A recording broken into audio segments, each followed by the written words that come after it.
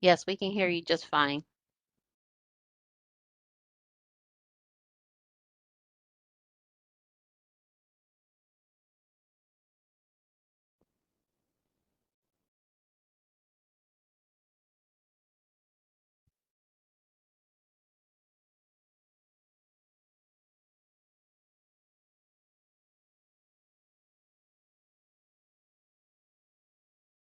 Okay, is he talking to? No, I'm gonna remind him he should maybe keep his camera off.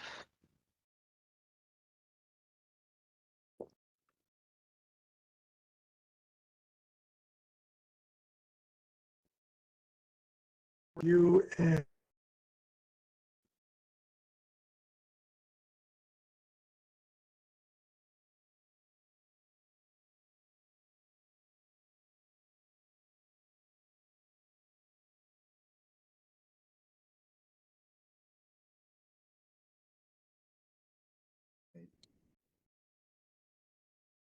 I think I'm going to need them.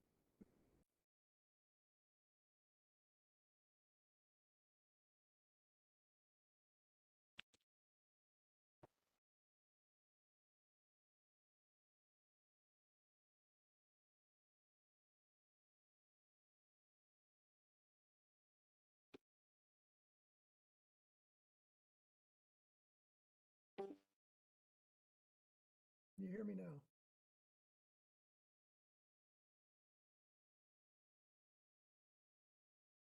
If you're speaking, Dean, we can't hear you. I think it's flashing like you're speaking, but we can't hear you. Phone? Yeah, I can see that you're speaking, but your volume is still low.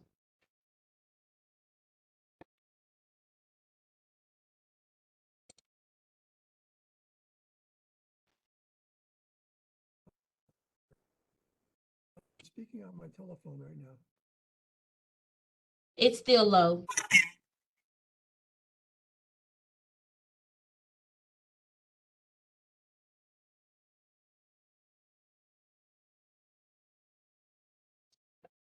I don't know the answer to this. Oh, there Oh, we go. you're We can hear you perfect. now. You Yes. can hear me now? Yep, Yes. everything's perfect. Yes. Can you hear me over the computer? Yep. Yes, we can. I'm going to hang up the phone. Oh, no. Don't No. think that is the phone that we hear. Do you hear me now? Yes, yeah, I would just go ahead and get started. Don't hang anything up. I'm actually I'm off the phone. I'm talking to you now over the computer. Okay. And you can hear me. Yes. we can. Well, I want to apologize to everybody. I don't know what the heck is going on here. Of course, I'm not the most technology friendly person, so I apologize for the delay here. I really am looking forward to presenting to my fellow veterans about the SBIR program. I think it's a great program, probably one of the best ones that the government has put out recently. It's been around for many years. I've been presenting or submitting SBIR proposals for over 15 years now. Jessica, who's with me, I think you've had a chance to meet now. She's been submitting proposals for the SBIR STTR program for 5 or 6 years. So we both had our time submitting SBIR proposals.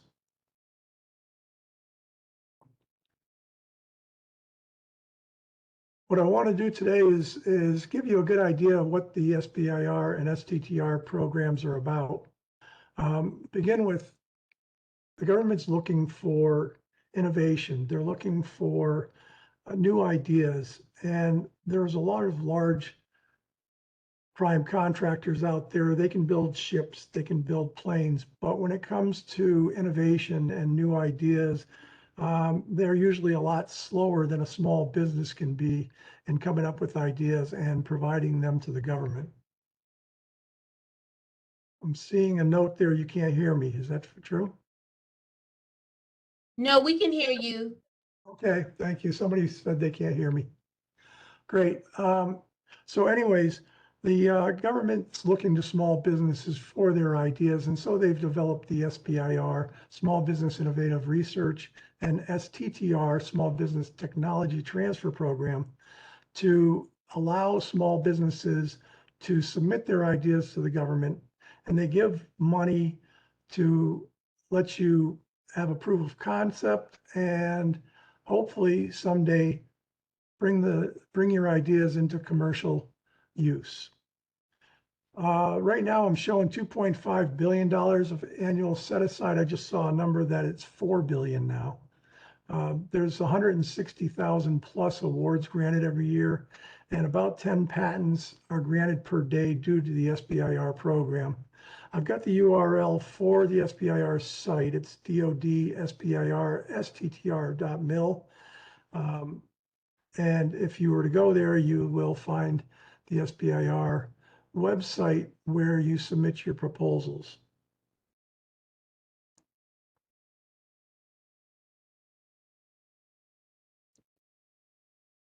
Again, the purpose of the program is to stimulate technology. They want research and development from small businesses.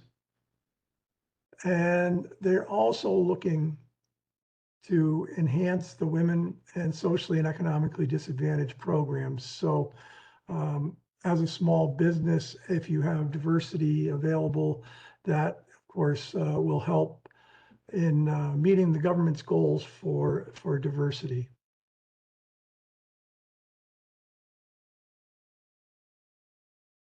So there's 3 phases to the SBIR program. Phase 1 is the concept development. This is where they want you to give your idea, and hopefully by the end of the 6 or 12 months of the first phase, you'll be able to have some type of proof of concept. The government gives you up to $250,000 for the phase 1. And again, it's usually 6 to 12 months. And typically I'm seeing the number to be more like $150,000 for your phase 1 award. If you get the phase 1 award and you can show proof of concept and the customer is interested in your idea, they can award you a phase 2 SBIR contract. These are usually 24 months, up to 1.5 million, and I've seen up to 2 million now. And this is more to start showing that your idea is actually something that can be used for commercial purposes. And I want you to notice that commercialization will come up in here a lot. And one of the things that will help you win in the SBIR program is showing the government what kind of commercialization your idea is going to have. So in other words, they don't want you just doing research and development. They don't want to just give you $250,000. You do research and development, call it a day. They want you to actually end up with a product in the end that can either be used by the government or out in the commercial world. Phase 1 and phase 2, the money comes from SBIR funds. Phase 3, there's no SBIR funding. You have to get funding from the customer separate from SBIR funding. But a big part of the phase 3 is it doesn't have to be a single contract. You can actually have a phase 3 IDIQ. In other words, indefinite delivery, indefinite quantity contract with the government that's a phase 3, so that it could be for 20 million, 30 million, $50 million. And then the government can place task orders on that phase 3 contract. So they could give you $1 million task order at one time and 2 million on another time. And as long as it doesn't exceed that 20, 30, 50 million that the original ceiling comes to, they can continue to use that phase 3 as a vehicle to add task orders to.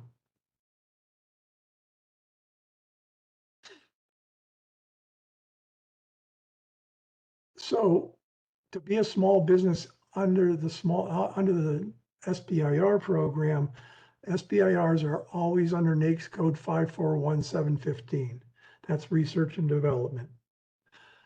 The NAICS code for 541715, the threshold is 1,000 employees, But for the SBIR program, it's 500 employees. So as long as you have less than 500 employees, you're considered a small business and you're eligible for the SBIR program. The other requirements are that you're a US company, you're a small business, and that you're a for-profit business. Now on the SBIR program, on a phase one, your company has to have at least 2/3 of the work for the phase one. On a phase two, you have to do at least half of the work. The difference now with an STTR is with the SBIR, you are the main research and development arm. With the STTR, you need to or have to bring in a research institute, whether it's a university or a federally funded research corporation. It has to be some kind of research institute, and you have to give at least 30% of the work to them, and you have to perform at least 40%.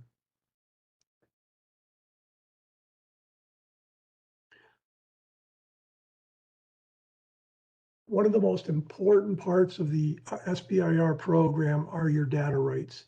In fact, anybody that's in the service industry or in research and development, your most important asset is your intellectual property. And one of the nice things about the SBIR program is it protects your data rights and your software rights. Now there's two clauses that have been around for years. There's the DFARS clause that ends with 7018, and there's the FAR clause 52.227-20. If you're doing a DFARS SBIR, a Department of Defense SBIR, then you got to make sure that you're getting the DFARS rights and not the FAR rights, because the FAR rights, which is for civilian agencies, only gives you 4 years of protection rather than the 5 years that the Department of Defense gives you.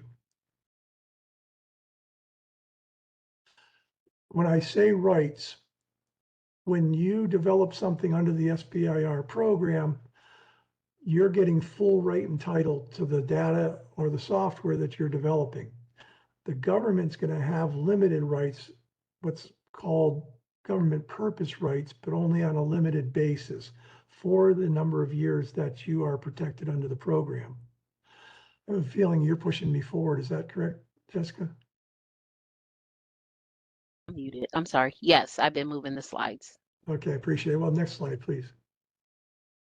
Now, something I want to point out about the rights is that back in 2020, the acting principal director of pricing and contracting put out a directive that there would be a deviation to the rights that gave protection for 20 years. Now, the original DFARS and FAR clauses gave you protection from the end of the program or the contract. So if you had a base contract that say ended on December 31st of 2024, under DFARS, you would be protected through the end of 2029. Under the FAR clause, you'd only be protected through the end of 2028. With this deviation that's still in effect today, you'll be protected for 20 years from the beginning of the contract. So if the contract started, for instance, September 1st of 2024, you'd be protected through the end, through September 1st of 2044. So it's very important that if you are looking at your clauses and your DFARS clauses in your contract, that you make sure you get the deviation right now so that you get your 20 years protection. Next slide. So the way this works is the government's going to put out topics. Now there's Department of Defense topics and there's civilian agency topics.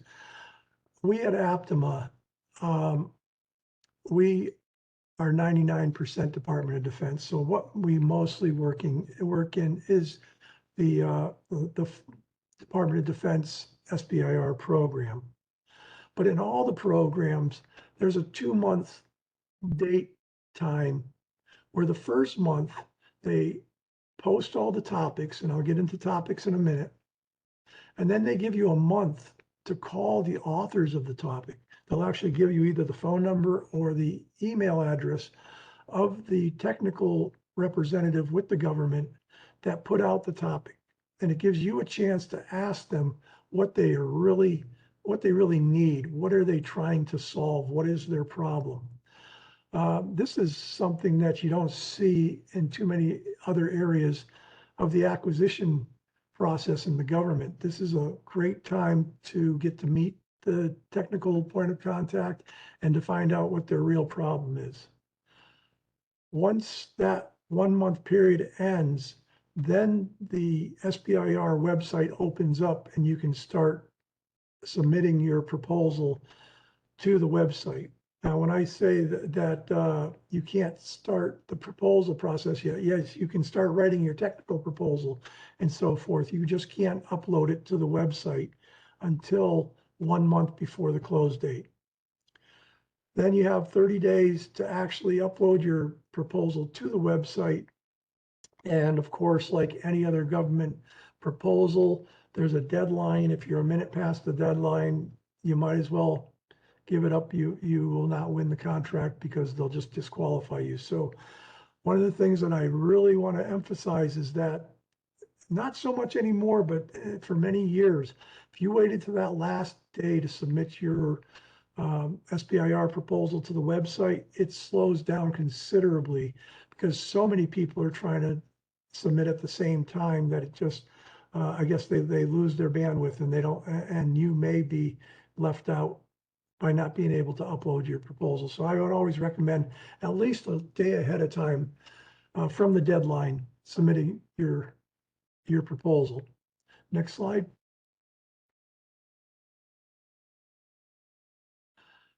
So I gave you the URL here, sbir.gov registration.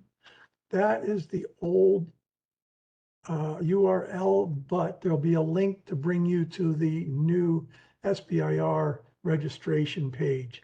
And it'll look like this. If you're already registered in the SBIR program, you can log in. Otherwise, you can register by clicking on the blue button and just following the instructions. Of course, you're going to need to be registered on SAM. You're going to need your UIE. You're going to need your cage code, and you're going to need to provide your tax identification number and so forth. Make sure you have all that information available. Get yourself registered on SAM, and you should be able to register pretty easily for the SBIR program. Next slide. So these are the topics. When you go in, you can Google search topics if you want SBIR topics, and you'll get to this page. Typically, there's three series of topics. They're usually in January, June, and October. There's rumor, and I believe they're going to start releasing some topics on a monthly basis. But until I know exactly what the specifics are on that, let's just stick to the three different phases of the or sessions of the topics. So like I said, 60 days before the proposal is due, they will release all the topics, and they'll be listed just like this. And you can see there's different topics like explosion-proof collaborative robots. So the Army is looking for robots that are explosion-proof. There'll be typically hundreds of these topics available, and you can go through and find the ones that your company is able to submit to. Aptima, we have a regular we have the first thing we do is that our executives will go in and look at all the topics and make a short list of the topics that Aptima is capable of doing. They'll release that short list to all our technical people, and at Aptima we have probably 80 to 100 advanced degree people that would submit to this to the SBIR program. So those people will go into that short list and see if there's anybody or anything that they can propose to. If so, they'll get on the call list, And at that time, those people are responsible for calling the technical point of contact and determining whether it is something we can do and figuring out what their real issue is and whether we can solve that problem. Next slide.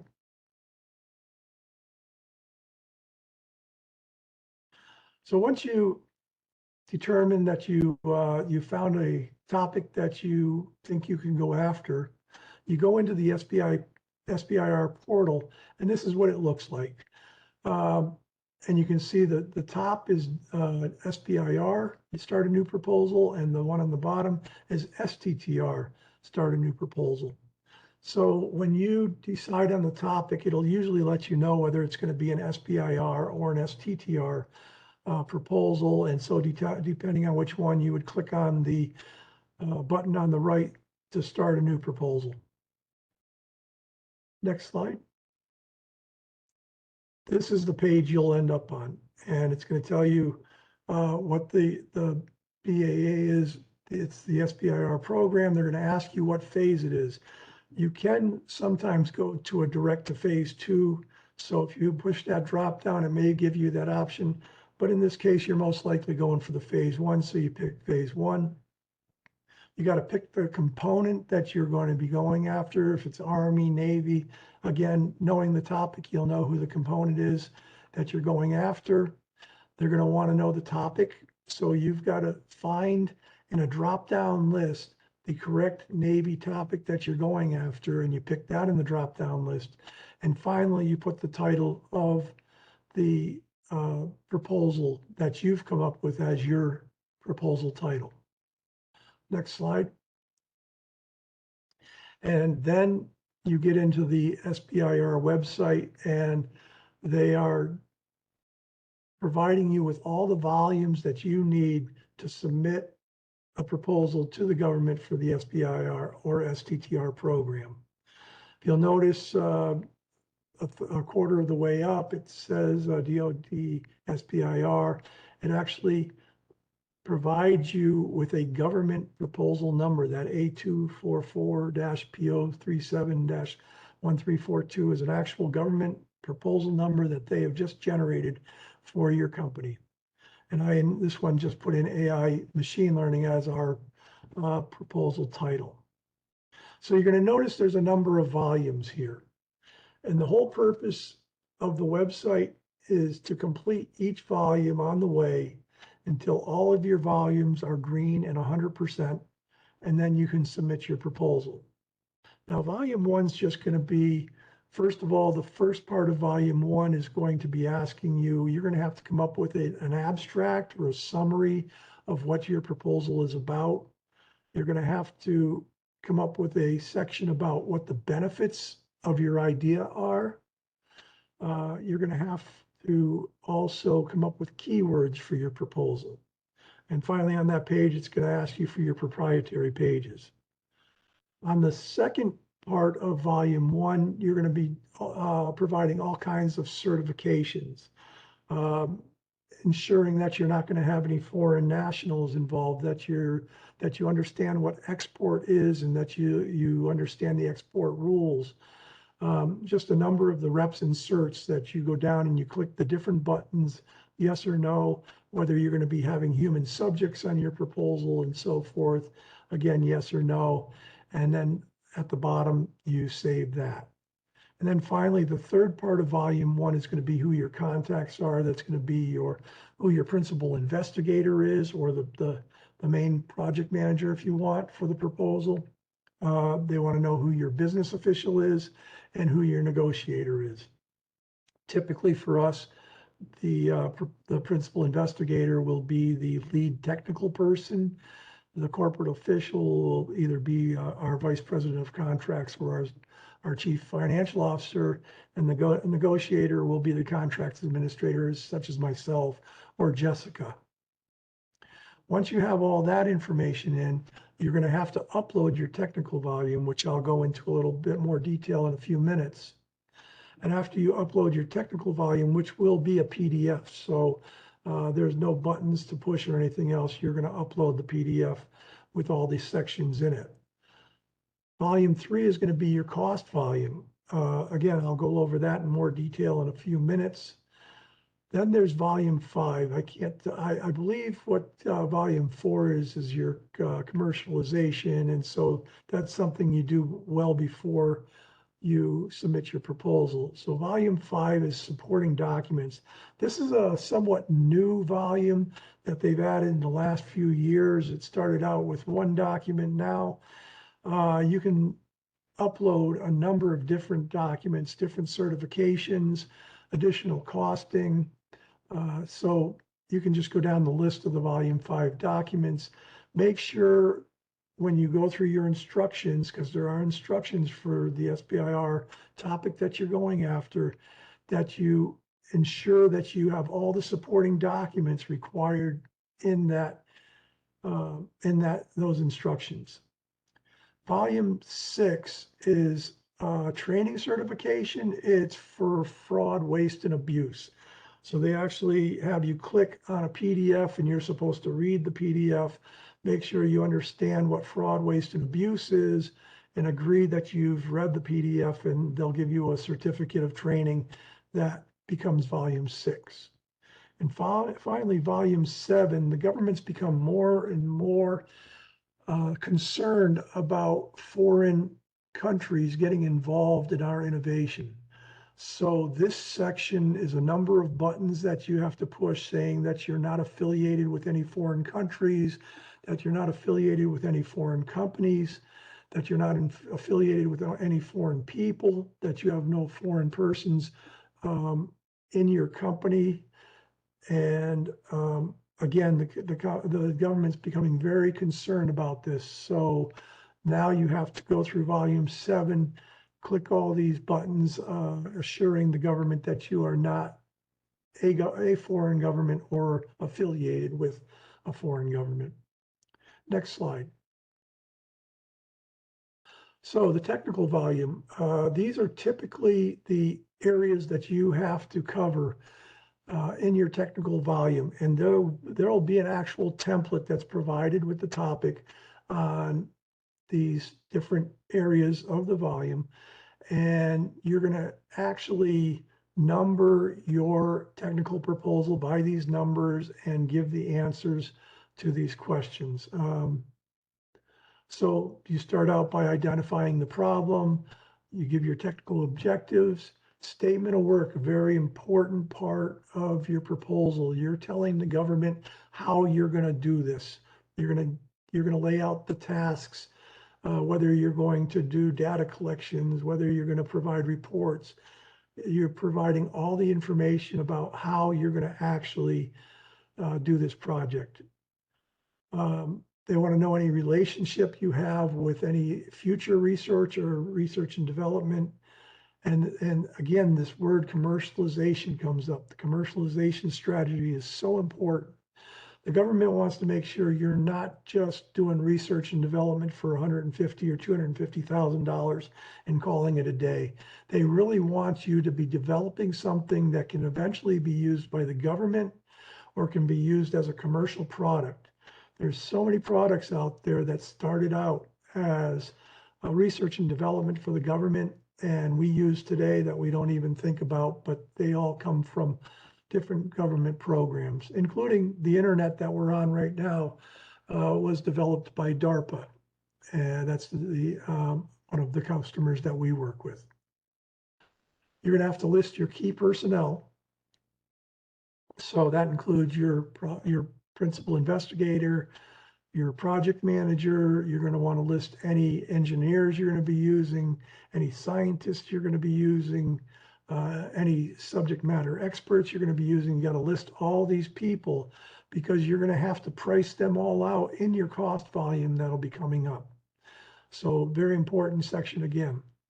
Foreign citizens, you can have foreign citizens in your SBIR, but you need approval from the government. And I have to say, in a lot of the different topics, it may be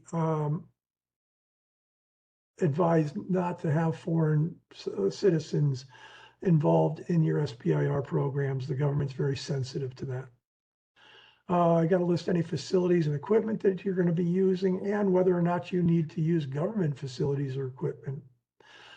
You need to list your subcontractors and consultants. This is a big part of the SBIR program, is bringing in subcontractors. And I want to let you all know that a big part of starting a small business is getting to be a subcontractor to a prime. So you might want to look at these topics and see what prime contractors or small businesses that are going to prime these may need subcontractors to help them. But one of the big things that we do as contracts people is we set up the non-disclosure agreements with the subcontractors, the RFPs, the request for proposals that we send out to the subcontractors. We receive their proposals from them, and we take their cost proposals and add them to our cost proposal that we'll be submitting with our SBIR submission. We have to mention any prior or current pending support, any similar proposals we've submitted in the past, any awards that we've received in the past that are similar to this. And finally, if we're going to assert any technical rights, whether we say, you know, we're going to bring some software into this, but we're going to assert rights on it to make sure you understand we own this, you're not going to get it, it's ours. Next slide. The cost volume. So a lot of small businesses starting out will not have an approved accounting system with the government. A phase one you can do without an approved accounting system because it's usually a firm fixed price contract.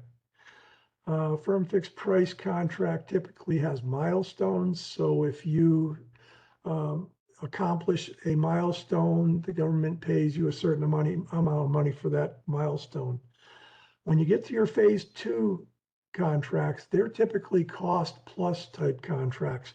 In order to have a cost type contract with the government, you're going to need to get an approved accounting system in place. And that's usually through a government agency such as DCMA, the Defense Contract Management Agency, or the civilian agencies also have auditing agencies that can approve your accounting system. So if you start winning a phase one, you need to get a hold of auditing agencies to see if you can get your accounting system approved so that if you do win a phase two, you'll be able to have a cost type contract involved. So this cost volume here, they're asking you to provide your direct labor, which would be the actual amount that you pay each person for their paycheck, any overhead, any general and administrative costs, and any profit. The direct labor will also include fringe benefits and so forth. So as you get more involved with the government, you're going to need to break out your costs more and more. And like I say, eventually get an approved accounting system with the government. You're also going to press the buttons, whether you have subcontracts or accountants, whether you're going to be bringing in materials, supplies, and doing the cost volumes, a whole different program that I may be able to cover in the future, but it's too much for today. Next slide. So those added volumes I talked about, again, you're going to have the supporting documents, and again, go into the instructions and make sure that you provide every supporting document that's in the instructions. One of the big things about any government proposal is, especially when there is a number of companies submitting for this proposal, they're going to find reasons to disqualify you. So if they can go into volume 5 and see that you haven't attached one of the supporting documents in the instructions, they're going to automatically reject you right there on the spot. And their justification is, if you can't follow directions in the proposal, how are you going to follow directions if you win an award with us? Again, volume 6, fraud, waste, and abuse. And volume 7 is the disclosure of foreign affiliations. Next slide. So as you go through the SBIR website and you add your information, into each volume of the website, then that volume will turn green.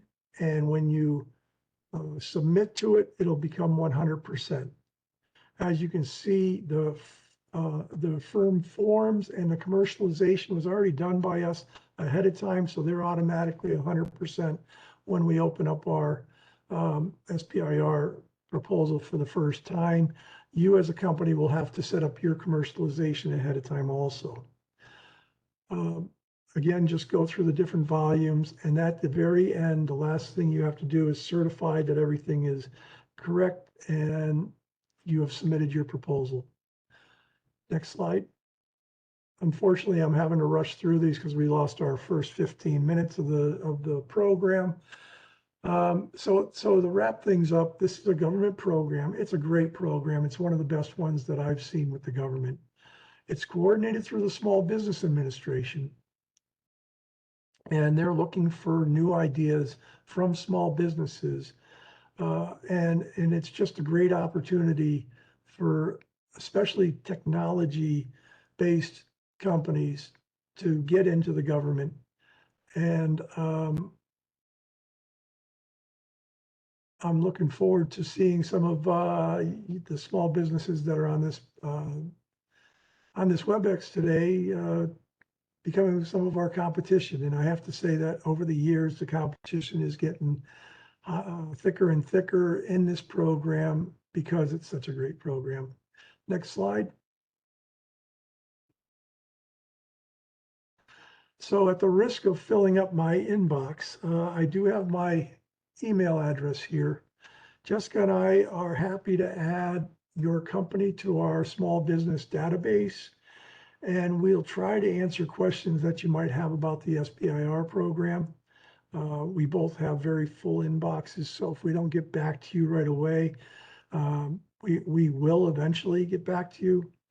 And so I invite you to ask questions if you have them in the future. Again, I had to rush through that a little faster than I usually like to, but I did want to leave a little time for questions and answers. I believe, Jessica, you're going to be handling those? I'm trying to handle as many as I can get in the chat, so I apologize if I haven't gotten to you, or if I didn't answer, it probably means I think it's a longer response, and you should email me if you can, which is jperkins@aptima.com. I don't know how I can see the Q&A. I'm not sure if that's available to us. Yeah, it's available. You'll have to click the arrow, but I see there's one question in the Q&A box, Dean. Okay. Once this goes down, it says, if our company has foreign citizens, all are permanent residents, but would not participate in the SBIR program, example, they don't have no access, is that acceptable? Yes, you'll have to firewall them from anything to do with the SBIR program. So, you're going to have to be careful with your servers and so forth. We have had foreign nationals in our company in the past that eventually got their green cards and became U.S. citizens. But we had to be very careful that they never saw any kind of export or any kind of CUI or anything else. So yes, you can have foreign nationals in your company, but you got to be very careful to firewall them from anything to do with your technology that has to do with the SBIR program. Thank you, Dean. A couple more just came in as we were speaking. What kind of options are available for unlisted innovations? Example, innovations that would be beneficial to DoD/market, but there are no solicitations. That's always a good question about unsolicited proposals.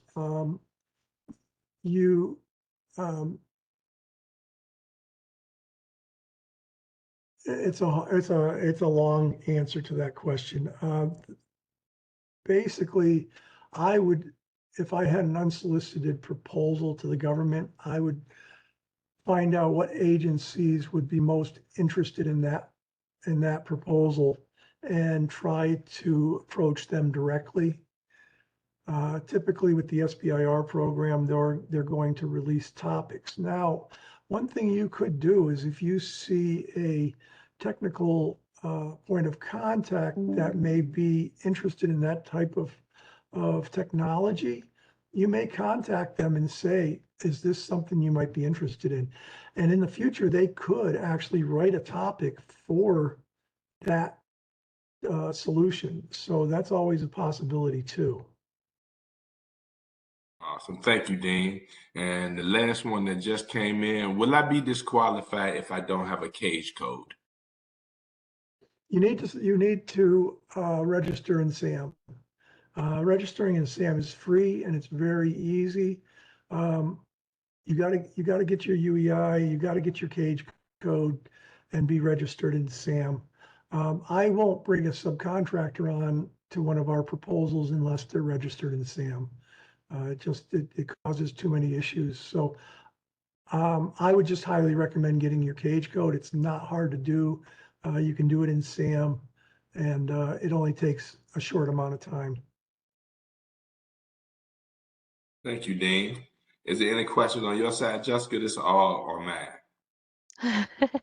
No, I really am trying to address as many questions. And I think Dean is right. Like there was a question about NAICS codes.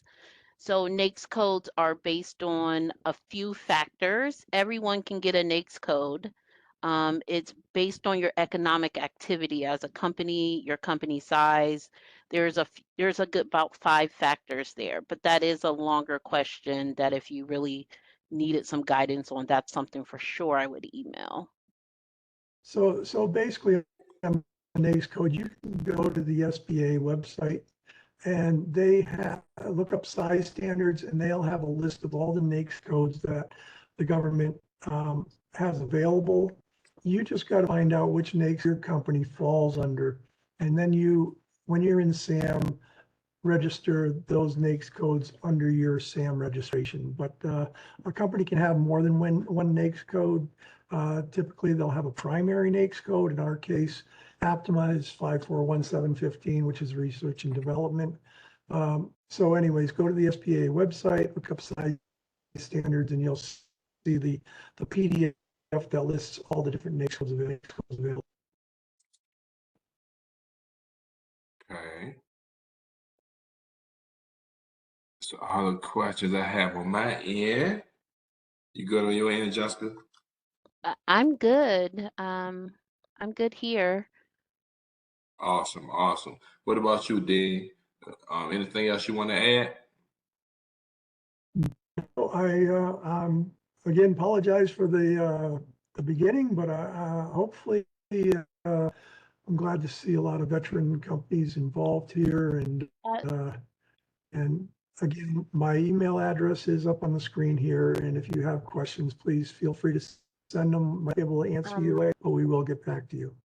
Dean, before we go, there's a good one in here about supporting documents for direct pay, overhead, and G&A sections of the cost volumes.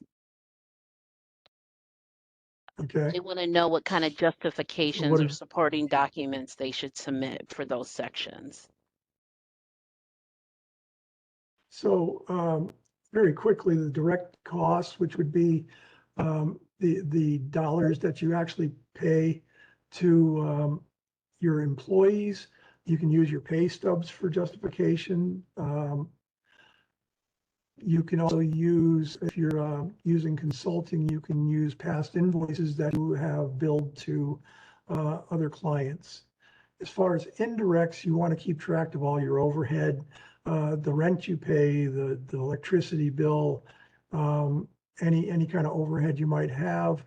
Also, another thing that you have to keep track of is your fringe benefits. So even if you pay somebody $30 an hour, you still probably have a 401k and medical and so forth. Those are expenses you got to keep track of. And of course, there's general administrative costs that you have to keep track of. So all of that needs to be accounted for, and the government will be asking you for that information. They want to look at it all. Awesome. Thank you, Dean. Thank you, everybody, for attending. I hope you all had got some great information out of this webinar. I really appreciate everyone sticking with us today through these technical difficulties at the beginning. So I appreciate it. You know, sometimes things don't always go out according to plan, but we always know how to make adjustments. So I hope everybody got some great information. Please stay cool, everybody, wherever you're at. And I hope that I will see you next time in our next event. And I appreciate it. And I hope everybody have a wonderful day. Please fill out the survey at the end of this presentation. Let us know how we did today so I can share that with Dean and Jessica. And I really appreciate your time and effort. Thank you, Jessica. Thank you, Dean. Thank you, everybody. Thank you. You're welcome. Have a good day, everyone.